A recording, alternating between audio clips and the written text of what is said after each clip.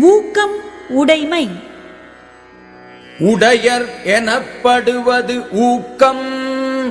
அஃது இல்லார் உடையது உடையரோ மற்று. ஒருவர் பெற்றிருக்கின்றார் என்று சொல்லத்தக்க சிறப்புடையது ஊக்கமாகும். ஊக்கம் இல்லாதவர் வேறு எதை பெற்றிருந்தாலும் அதை உடையவர் ஆவரோ? உள்ளம் உடைமை உடைமை பொருள் உடைமை நில்லாது நீங்கிவிடும்.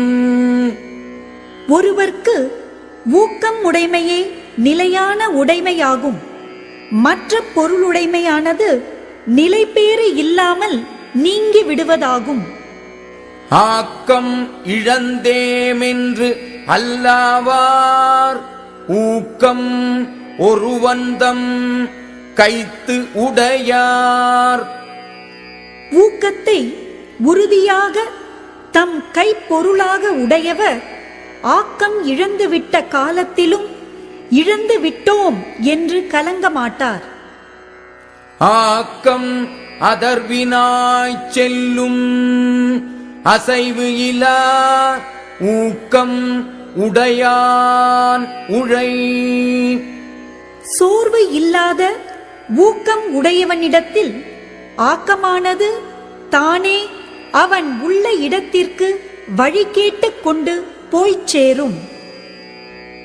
வெள்ளத்து அணைய மலர் நீட்டம் மாந்தர்தம் உள்ளத்து அணையது உயர்வு.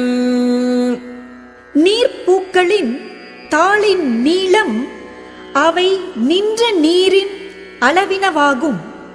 மக்களின் ஊக்கத்தின் அளவினதாகும் வாழ்க்கையின் உயர்வு.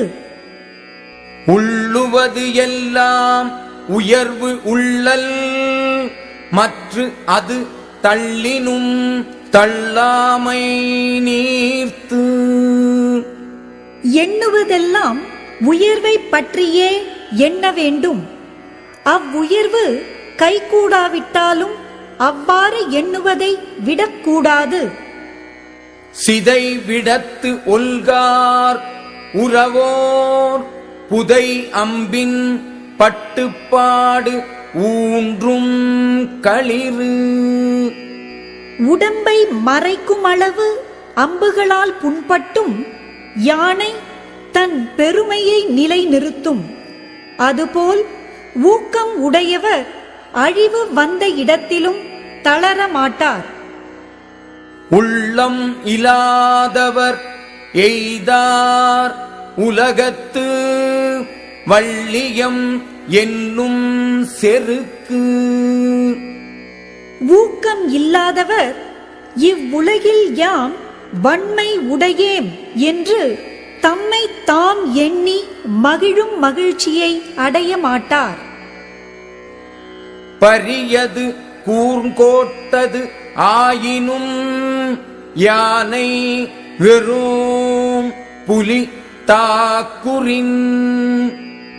யானை பருத்த உடம்பை உடையது, கூர்மையான கொம்புகளை உடையது. ஆயினும் ஊக்கம் உள்ளதாகிய புலி தாக்கினால் அதற்கு அஞ்சும். உரம் ஒருவர்க்கு உள்ள வெறுக்கை அஃது இல்லார் மரம் மக்கள் ஆதலே வேறு. ஒருவனுக்கு வலிமையாவது ஊக்கமிகுதியே. அவ்வூக்கம் இல்லாதவர் மரங்களே. வடிவால் மக்களைப் போல் இருத்தலே வேறுபாடு.